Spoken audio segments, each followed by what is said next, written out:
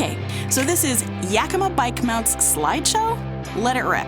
I like to call it the epic battle between top of car versus rear of car.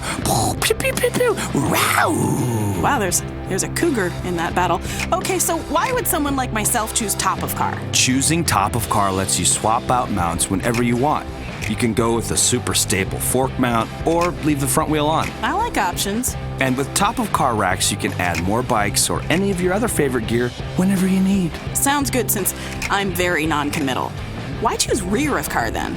Well, rear of car gives you easy access to your bikes, and for some, they're easier to load.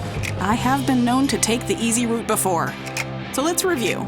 Top of car is great because... Versatile, secure, and it protects your car and your gear. Rear of car... The rack is a snap to install, and you can load your bikes at chest level. It's like no matter what I pick, I can't lose. Yeah, whatever Yakima bike rack you pick, it's gonna help you take more friends. Excellent. And I have tons of friends, a social network, if you will.